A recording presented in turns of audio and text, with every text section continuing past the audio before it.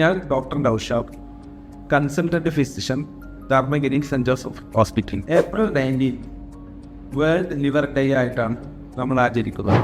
ഇങ്ങനെ ഒരു ദിവസം ആചരിക്കുന്നതിൻ്റെ ഉദ്ദേശം ലിവറിൻ്റെ ഹെൽത്തിനെ കുറിച്ചും അതിന് വരുന്ന അസുഖങ്ങളെ പ്രിവെൻറ്റ് ചെയ്യാനും ജനങ്ങളിൽ ഒരു അവയർനെസ് ഉണ്ടാക്കുക എന്നതാണ്. ഈ വർഷത്തെ ലിവറിൻ്റെ തീം ഫുഡ് ഈസ് മെഡിസിൻ, അതായത് ഒരു ഹെൽത്തി ഫുഡ് ആണ് മെഡിസിൻ എന്നാണ് ഉദ്ദേശിക്കുന്നത്. അതായത് ഹെൽത്തി ഒരു ബാലൻസ്ഡ് ഫുഡ് ലിവർ അസുഖങ്ങളെ പ്രിവെൻറ്റ് ചെയ്യുകയും അതുപോലെ തന്നെ ലിവറിൻ്റെ നോർമൽ ഫങ്ഷനിൽ ഹെൽപ്പ് ചെയ്യുകയും ചെയ്യുന്നുണ്ട്.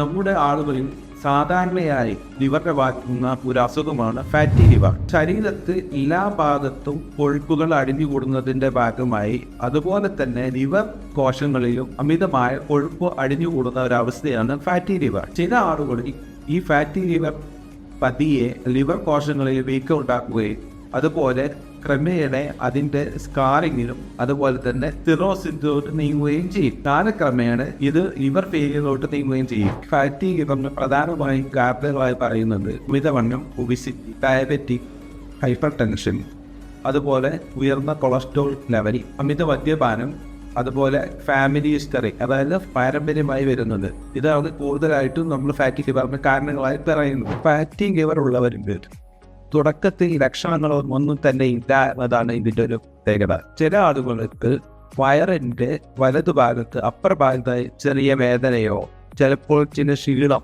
അങ്ങനെയൊക്കെ ആയിട്ടാണ് സാധാരണയായി ഉണ്ടാവാറ്. യൂഷ്വലി ഇത് സാധാരണ നമ്മൾ വേറെ എന്തെങ്കിലും ആവശ്യത്തിന് വേണ്ടി വയറിൻ്റെ സ്കാൻ ചെയ്യുമ്പോഴോ അല്ലെങ്കിൽ ബ്ലഡ് ടെസ്റ്റ് ചെയ്യുമ്പോഴാണ് അത് ഫാറ്റി ലിവർ ഉണ്ട് നമ്മൾ അധികമായി ഡയഗ്നോസ് ചെയ്യുന്നത്.